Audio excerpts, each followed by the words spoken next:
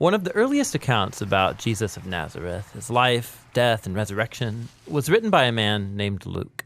We know it as the Gospel of Luke, but Luke continued the story in a second volume, called the Book of Acts, and it's all about what Jesus continued to do after his resurrection. Acts begins with the disciples who are hanging out with Jesus, who's just come back to life, which is mind-blowing to imagine. And then for weeks, the risen Jesus kept teaching them about his upside-down kingdom, the new creation that he launched through his death and resurrection. This is exciting stuff, and the disciples are ready to go tell the world. But then Jesus tells them to wait and to stay in Jerusalem until they receive a new kind of power so they can be faithful witnesses to Jesus and his kingdom. Then he says that their mission is going to begin in Jerusalem, then move out to Judea and Samaria, and then from there out into the nations. It's like a roadmap for the whole book of Acts. Then the disciples saw Jesus enthroned as King of all creation. So the disciples wait, wondering when this power is going to come. And then comes the time of Pentecost. So this is an ancient Israelite festival. It's during the early summer, and thousands of Jewish pilgrims would come back to Jerusalem from all over the world, all these different languages and cultures colliding in the city. And the disciples are together in a house, which is suddenly filled with rushing wind along with fire. Fire splinters off into tongues of fire hovering over people's heads. What's this all about? Yeah, so Luke is tapping into a repeated Old Testament theme. When God's presence showed up similarly at Mount Sinai, he made a covenant with Israel and gave them the Ten Commandments. Then later, when God's glory came in a pillar of fire, it filled the tabernacle when he came to live among them. But that was just one pillar of fire, not many. Exactly. Luke's making an important point here. This is God's personal temple presence, God's spirit that was foretold by Israel's prophets. And now it's come to take up residence in the new temple of Jesus' body, that is, his people. They've become little mobile temples where God now dwells. And they start to tell stories about Jesus, but they're speaking in languages that they didn't know before, yet all the visitors can understand them. What's this all about? Well, Peter gets up to explain that this is the fulfillment of Israel's hopes based on the scriptures. God's plan was always to use the unified family of Abraham to bring peace and justice to the world. But the tribes of Israel had been scattered because of the exile. Now here at Pentecost, representatives from all of the tribes come back together and they're introduced to their Messiah, the crucified and risen Jesus, so they can now become the restored people of Israel. And thousands of them start following the way of Jesus. Which brings us to Luke's tale of two temples.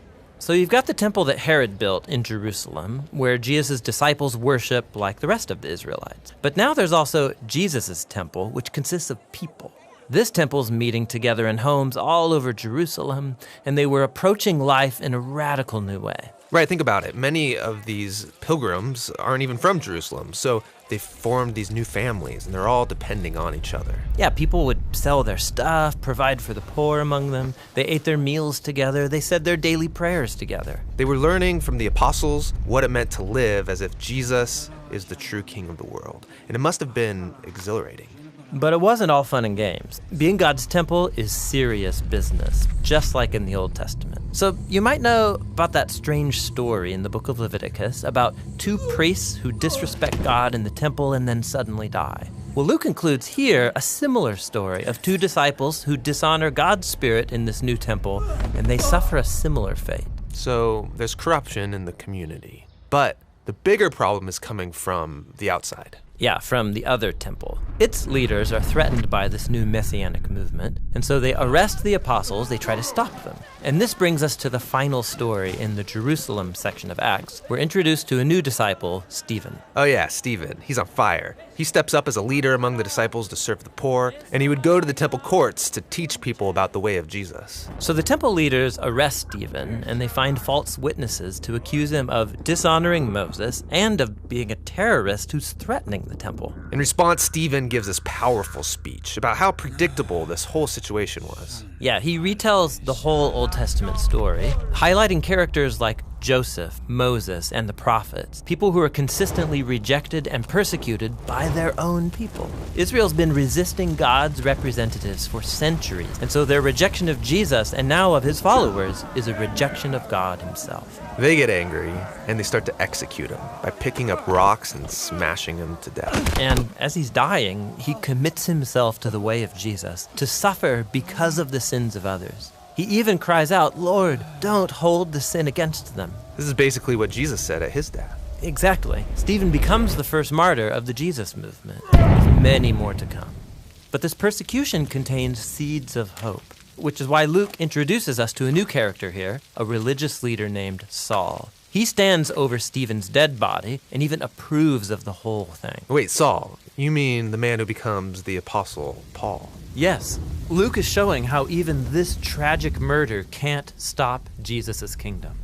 And so many persecuted disciples scatter out of Jerusalem, and just as Jesus said, they head into Judea and Samaria. Now, the story of what happens there, that's what the next section of Acts is all about.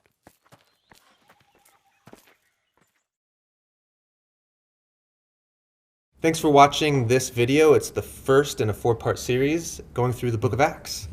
We have a lot of videos here on our YouTube channel and our website. Check it out. It's thebibleproject.com. We are a nonprofit, crowd-funded animation studio. Everything that we make, we give away for people to see for free. And we can do that because of amazing, generous people like you who support what we're doing. So check out everything that we're up to at our website, thebibleproject.com.